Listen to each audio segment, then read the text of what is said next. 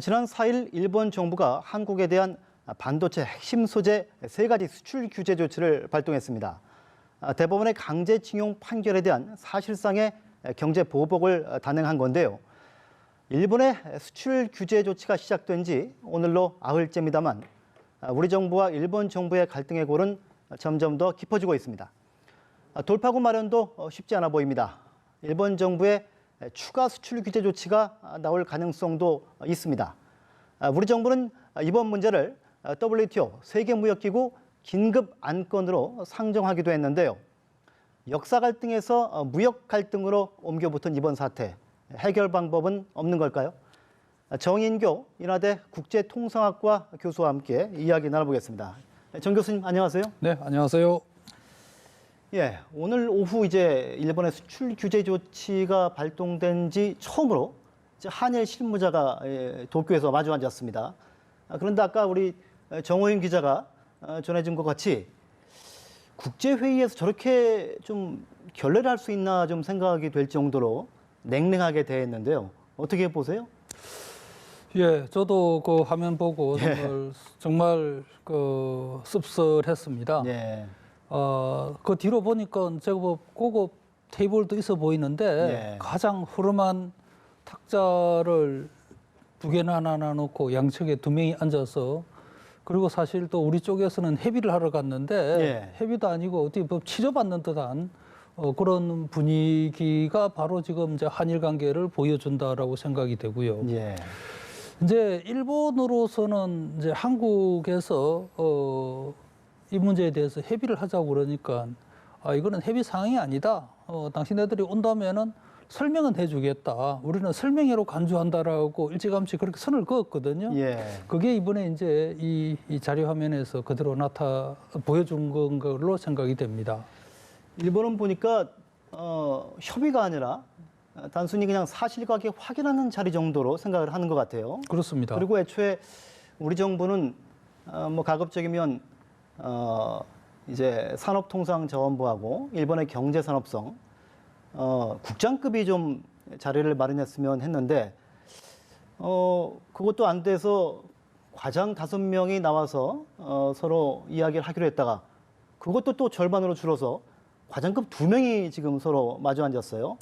이것도 좀 문제가 있죠, 형식이. 그렇습니다. 이제 양측의 수석 대표가 예. 보면은 지금 전략 물자를 담당하는 과장들이에요. 예. 한국도 일본도 그렇고 가장 최근에 이제 쟁점이 된 게 불화수소 가스가 북한으로 뭐 넘어갔을 수 있다라는 예. 게 이제 일본이 의혹을 제기를 했는데 예. 그 의혹 제기에 아마 초점을 맞추려는 듯이 자기들이 이 전략 물자 담당하는 과장을 수석 대표를 할 테니까 한국에서도 그렇게 와라 하고 갑자기 바꾸지 않았나는 생각이 됩니다. 그리고 일본 사람들이 우리 뭐 공무원들은 그래도 그 요새는 뭐 에너지 절감 차원에서 이 넥타이를 매지 않습니다만은 사실은 국제 회의에서는 일본 사람들이 특히 다른 나라보다도 이 넥타이를 잘 매고 회의장에 나타나는데 일본 저기는 보니까 뭐 사무실에서 일하다가 급히 온 것처럼 그런 모습을 지금 보여주고 있어요. 그 참 보면 일본이 감정적으로 우리한테 대한다라는 그런 생각도 듭니다. 아무튼 일본은 협의가 아니라 뭐 사실관계 확인이라고 하는데 지금 보니까 아무튼 뭐 협의든 확인이든 간에 회의가 상당 시간 지금 진행이 되고 있어요. 아직까지 회의가 완전히 끝나지는 않은 것 같습니다. 뭐 정회 중이라는데 어떤 이야기를 지금 양측이 하고 있을 것으로 보십니까? 아마 일본 입장에서는 그동안에 아베 수상이나 일본 고위층에서 했던 얘기를 반복적으로 얘기를 할 것 같고요. 특히 이제 지금 최근에 이제 문제가 된 불산가스 그 부분에 대해서도 자기들이 뭐 나름대로 갖고 있는 어떤 정보나 또 그 추론을 바탕으로 우리나라가 전략 물자 관리를 소홀하게 했다라는 거를 강조하지 않을까 싶습니다. 예, 뭐 이에 앞서서 지난 9일이죠. 제네바에서 WTO 상품무역 이사회가 열렸습니다. 이 자리에 한일 주 제네바 대표부 대사가 모두 참석을 했는데 우리가 이 일본의 수출 규제 문제를 긴급 안건으로 의제로 올렸죠. 그렇습니다. 그럼 뭐 어떻게 논의가 된 겁니까? 그러니까 이제 WTO에서는 상시적으로 회의를 하는 기구가 예. 상품 분야를 담당하는 상품 분야 이사회가 있고요. 예. 그다음에 이제 서비스 분야 이사회가 있습니다. 예. 또 하나는 이제 지적재산권 이사회가 있는데 이 이사회 세 개가 수시로 이제 그 국제적으로 생긴 중요 이슈에 대해서 논의를 하는데 뭐 특별 안건이라는 거는 원래는 이제 예. 그 어제 접수 시한이 지났지만은 우리가 아주 그 간곡하게 부탁해가지고 채택이 됐다라는 뜻에서 특별이라고 해야 될 것 같고 원래 이제 그 회의는 참사관급 회의입니다. 우리 공무원을 치면 외교부 공무원을 치면 가장급들 하는 회의예요. 원래 대사가 나오는 자리는 아니죠? 아닙니다. 그런데 이제 이번에 이제 우리가 강조를 하려고 백지아 대사가 이제 특별히 회의를 참석한 거고 이제 이 부분에 대해서 우리가 이제 WTO라는 부분은 우리가 뭐 항상 중요하게 생각하는 거고 또 특별 어제 이렇게 하니까 대단한 뭐 이런 것처럼 비춰질 수는 있는데 실은 이제 문제 제기를 하고 그걸 가지고 논의하는 한 번의 이제 기회다라고 보시면 되고 거기에서 무슨 뭐 어느 나라가 잘못했다 어떤 시정 조치를 해라 이렇게 결론을 낼 수 있는 그런 기구는 아닙니다. 그리고 23일, 24일에 WTO 일반 이사회가 열린다고 하는데 아마 그때도 이제 이 문제가 논의가 될 것 같고요. 우리는 일본의 수출 규제가 이제 부당하다고 판단을 하고 WTO 분쟁 해결 기구에 제소한다는 지금 그런 입장이죠. 정부에서는 이제 제소를 한다고 아주 강하게 밀어붙이다가 지금은 조금은 뜸해진 것 같습니다. 어쨌든 뭐 제소를 한다라는 것은 기본 방침인 것 같고요. 그 교수님 보시기에 그 제소를 한다고 이렇게 처음에 얘기를 했다가 조금 그 문제가 좀 잠잠해진 이유는 뭐라고 보십니까?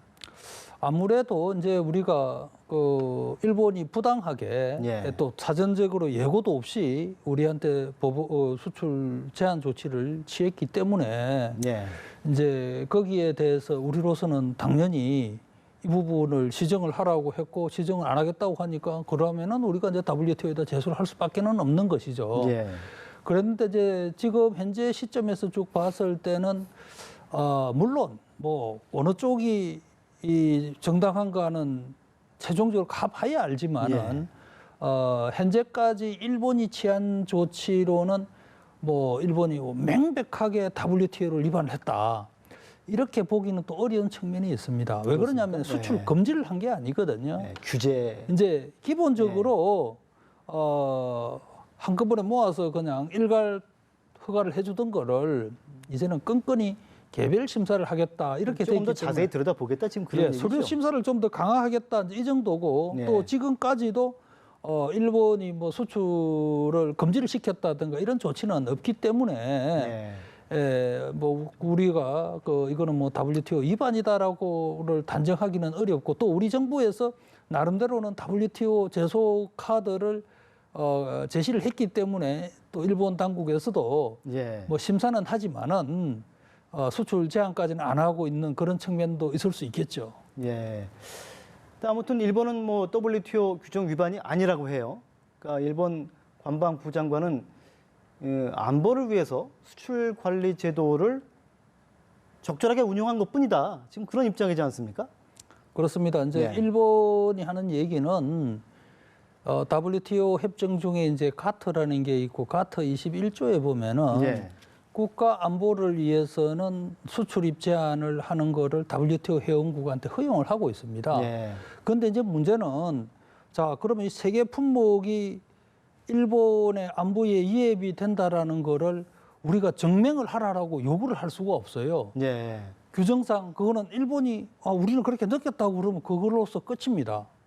그래서 이제 일본은 일관되게 그 얘기를 하고 있는 거고 또 그 세계 품목 중에 하나가 이제 불화가스가 관리가 잘못되고 있다.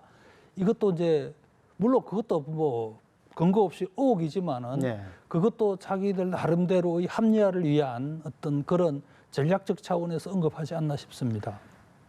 일본이 뭐 이번 말고 뭐 수많은 우리에 대한 수출 규제 품목이 있다 그렇게 주장을 하고 있는데 그렇다고 하면 우리에 대한 추가적인 수출 규제 언제쯤 이루어질 것이라고 보십니까? 지금 이제 몇 개 중요한 날짜가 있는데요. 일본이 7월 18일까지 예. 작년에 우리 이제 대법원에서 판결한 징용 배상 판결. 예, 그 부분에 대해서 국제 중재위원회로 가서 국제적인 평가를 한번 받아보자. 예. 뭐 그걸 연초에도 요구를 하고 했는데 우리가 이제 응하지 않았죠. 예. 그러니까 이번에는 한 달 기한 줄 테니까 그때까지 답을 안 주면은 우리는 모종의 조치를 취하겠다고 하고 있고 해서 예. 이제 18일, 19일 그 부분이 중요한 날짜가 될 것 같고요. 예. 그다음에 이제 일본에서 지금 이제 24일까지 예. 우리가 말하는 지금 이제 그 화이트 리스트 그러니까 이제 그 심사를 예. 특별 그 우대를 해주는 그 국가 명단에서 화이트리스트라고 하죠. 예, 화이트리스트라고 하는데 거기서 예. 이제 한국을 빼는 문제를 24일까지 의견 수렴을 받고 있습니다. 예. 그걸 바탕으로 해서 8월 초에 실제로 한국을 뺄 건가 여부를 결정할 것 같고 예.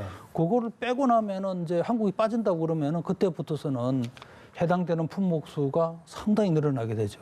예. 우리 김현종 청와대 국가안보실 2차장이 지금 미국에 갔지 않습니까? 그렇죠.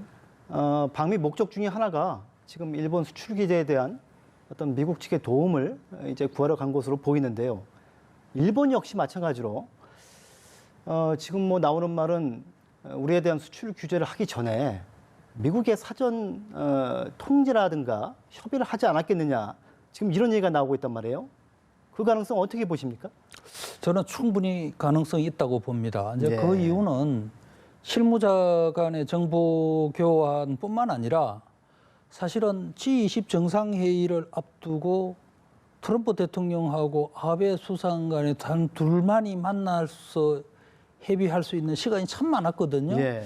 아마 그런 와중에도 예. 그 한국에 대한 무역 제재에 대해서 기뜸을 해주거나 아니면은 일정 부분 조율을 했을 수도 있겠다라는 생각을 합니다. 예.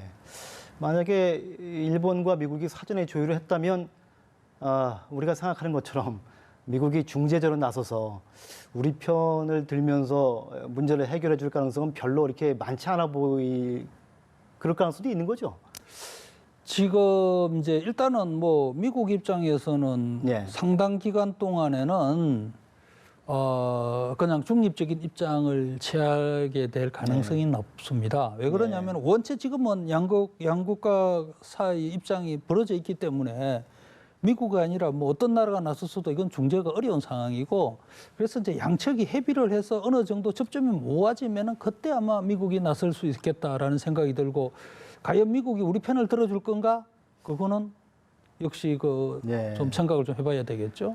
하여간 일본의 수출 규제 이제 우리 산업이 좀 충격을 받기 전에 하루속히 좋은 방향으로 좀 해결이 됐으면 합니다.